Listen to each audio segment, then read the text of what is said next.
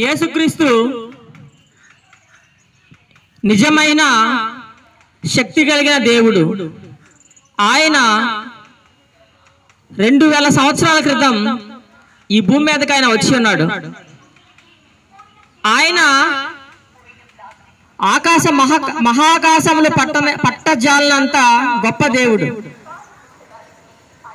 ఆయన సర్వయుగములో సజీవుడు.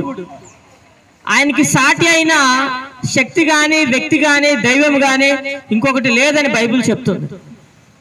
ఆయన నీ కోసం, నా కోసం, మనందరి కోసం ఆయన కల్వరి శిలువలో ప్రాణం పెట్టి ఆయన మరణించి తిరిగి లేచి నువ్వు నేను ఆదాము ద్వారా కోల్పోయిన ఆ యొక్క పాపంలో మనం ఏదైతే కోల్పోయామో ఆ మహిమ వస్త్రాలు తిరిగి ఇవ్వటానికి ఆయన నీ కోసం, నా కోసం వెతుక్కుంటా, తప్పిపోయిన గొర్రెని వెతుక్కుంటా కాపరెళ్ళినట్లు తప్పిపోయిన మనుషుల్ని పాపంలోను, శాపంలోను, వ్యాధుల్లోను, ఇరుకులోను, ఇబ్బందిలో ఉన్న మనిషిని ఎలాగైనా సరే నరకానికి వెళ్లకుండా పరలోకానికి చేర్చాలి, స్వర్గానికి నడిపించాలి. నిన్ను ఆయనతో పాటు ఆయన సింహాసనం మీద ఆయన కూర్చోబెట్టుకోవాలని ఆయన ఈ లోకానికి వచ్చి ఉన్నాడు. నీ పరిస్థితులు ఏదైనా కావచ్చు, నువ్వు ఆలోచనలు ఏదైనా కావచ్చు, బైబిల్ చెప్తుంది యేసుక్రీస్తు అందరికీ ప్రభు, యేసుక్రీస్తు అందరికీ దేవుడు. ఆయన మంచివాడు, ఆయన మంచి చేసేవాడు. ఆయన సర్వ సృష్టిని సృష్టించినప్పుడే ఆయన చూసి ఒక మాట అన్నాడు, ఆహా ఇది మంచిదై ఉందని చెప్పేసి ఆయన చెప్పాడు. సమస్తం మంచిగా ఆయన సృష్టించాడు. కానీ మనుషులు వాళ్ళ ఆలోచన చొప్పున కపటోపాయంలో వాళ్ళు సృష్టించుకున్నారు. కానీ దేవుడు సృష్టించినప్పుడు అలా సృష్టించలేదు. దేవుడు సృష్టించినప్పుడు నీతిమంతులుగాను, యథార్థవంతులుగాను, సత్యవంతులుగాను, న్యాయవంతులుగాను సృష్టించాడు తప్ప మోసగాళ్ళగాను, లంచగాళ్ళుగాను, దోచుకునే వాళ్ళుగాను ఆయన సృష్టించలేదు. ఆయన నీతివంతుడు, ఆయన యథార్థవంతుడు, ఆయన సత్యమైన దేవుడు, నిన్ను పరలోక రాజ్యానికి చేర్చే దేవుడు.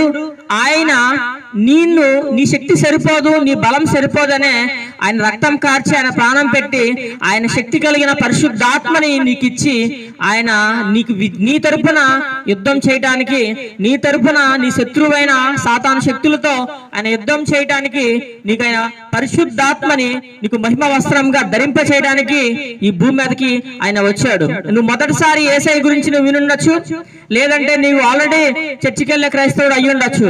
కానీ యేసయ్య నిన్ను ప్రేమిస్తున్నాడు, నన్ను ప్రేమిస్తున్నాడు, మనందరినీ ప్రేమిస్తున్నాడు. ఆయన కేవలం యేసయ్య బిడ్డల కోసం, క్రైస్తవుల కోసం ఆయన రాలేదు. ఆయన భూమి మీద ఉన్న ప్రతి ఒక్కరి కోసం ఆయన రక్తం కార్చాడు.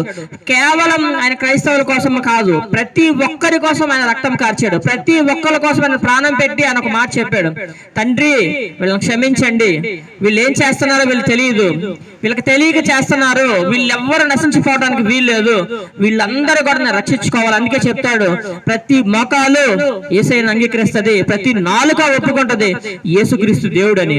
నువ్వే సమస్యలో ఉన్నా, ఏ బాధలో ఉన్నా, నిన్ను విడిపించడానికి, నిన్ను కాపాడడానికి శక్తి కలిగిన దేవుడు ఒకడు ఉన్నాడు. ఆ దేవుడే నేను ప్రకటిస్తున్న నజరేయుడైన యేసుక్రీస్తు.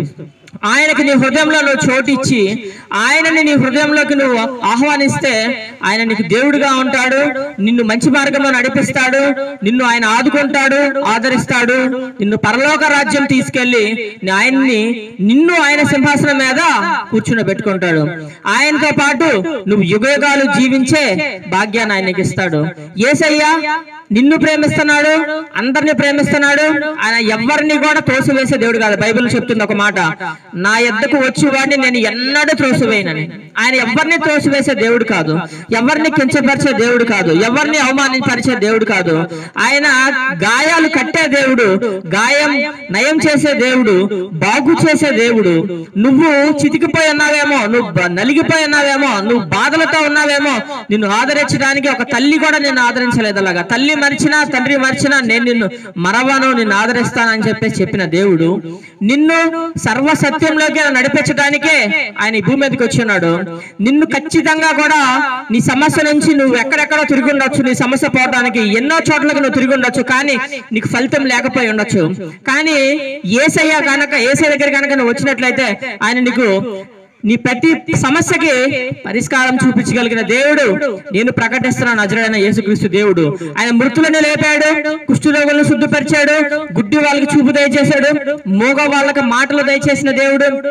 అలాగే చనిపోయిన వాళ్ళని సైతం, మృతులను సైతం ఆయన లేపిన దేవుడు, నీటి మీద నడిచిన దేవుడు, ఆశ్చర్యకారాలు చేసిన దేవుడు, అద్భుతాలు చేసిన దేవుడు, ఆయన ఆకాశం నుంచి మన్నాను కురిపించిన దేవుడు, సమృద్ధిగా ఆయన దయచేసే దేవుడు. ఆయన తన సమృద్ధిని నీకు ఇవ్వాలనుకుంటున్నాడు. ఆయన నీతో పాటు ఉండాలనుకుంటున్నాడు. ఆయన నీకు దేవుడిగా, నీకు తండ్రిగా నీకు ఉండాలనుకుంటున్నాడు. నీ హృదయంలో ఆయనకి చోటివ్వు.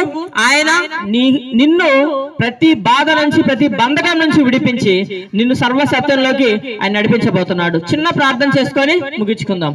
తండ్రి నీకు వేలాది వందనాలు. పరిశుద్ధుడా పరలోకమందున తండ్రి, నీ ఘనమైన నామానికి వేలాది వందనాలు, స్తోత్రాలు ప్రభా. నాయన ఎవ్వరు కూడా ప్రభా మమ్మల్ని కాపాడలేరు, ఎవ్వరు కూడా ప్రభా మమ్మల్ని ఆ నరకంలో నుంచి ప్రభా వెళ్లకుండా ఎవరు తప్పించలేరు ప్రభా. తప్పించుటకు, విడిపించుటకు నాయన శక్తి కలిగిన దేవుడు ప్రభా నజరేయుడైన యేసుక్రీస్తు మాత్రమే ప్రభా. నాయన నీ కుమారుడి ద్వారా తప్ప ఇంకెవ్వరి ద్వారా రక్షణ లేదని చెప్పేసి ప్రభా తెలియజేసిన దేవుడు నీకు వందనాలు, స్తోత్రాలు. నేనే మార్గము, నేనే సత్యము, నేనే జీవము, నా ద్వారా తప్ప ఎవ్వరు కూడా తండ్రి ఎందుకు రాలేదని చెప్పిన దేవుడు ప్రభా. నాయన పరలోకం వెళ్ళాలంటే యేసయ్య ద్వారా మాత్రమే వెళ్తాము, ఇంకా ఎవరి ద్వారా కూడా వెళ్ళారని చెప్పేసి ప్రభా చెప్పిన దేవుడు ప్రభా నీకు వందనాలు, స్తోత్రాలు ప్రభా. నాయన నీ కుమారుడైన యేసుక్రీస్తు నామంలో ప్రభా నాయన మరి ప్రతి ఒక్కరూ రక్షణ పొందేలాగున ఈ పుల్లలపాడు ప్రాంతం అంతా కూడా ప్రభా నాయన ఆరోగ్యంగా, సంతోషంగా ఉండేలాగున సహాయం చేసి ప్రార్థిస్తూ ప్రభా నాయన ప్రతి ఇల్లీగల్ స్పిరిట్స్, ప్రతి కంట్రోలింగ్ స్పిరిట్స్, ప్రతి చీకటి అంధకార దురాత్మ శక్తులు ప్రభా మీరు బంధించి ఈ ప్రాంతానికి ప్రభా నాయన సమాధానం దయచేయండి, ఆర్థిక ఇబ్బందులు తొలగించండి, ఐశ్వర్యం దయచేయండి, ఆరోగ్యం దయచేయండి, కుటుంబంలో శాంతి దయచేయండి, సమాధానం దయచేయండి, మంచి ఆరోగ్యం దయచేయండి, అందరూ సుఖాలతో సంతోషంగా ఆరోగ్యంగా ఉండే కృప దయచేసి ఈ ప్రాంతంలో ప్రజలందరూ కూడా సుఖంగా, సంతోషంగా, ఆరోగ్యంగా ఉండటానికి తోడై ఉండే యేసయ్యని వాళ్ళ హృదయంలో అంగీకరించి నాయన నీకు చోటిచ్చే కృప వాళ్ళకి దయచేసి నువ్వు ప్రభా నాయన వాళ్ళకి తండ్రిగాను దేవుడిగాను ఉండే కృప దయచేసి ప్రతి ఒక్కరూ రక్షణ పొంది ప్రతి ఒక్కరు దీవించబడి ఈ ప్రాంతం నుంచి అనేక మంది సేవకులు కూడా లేపమని ప్రార్థిస్తూ నజరేయుడైన యేసుక్రీస్తు శక్తి కలిగిన అతి పరిశుద్ధమైన నామంలో అడిగి వేడుకొనుచున్నాము తండ్రి, ఆమేన్. దేవుడు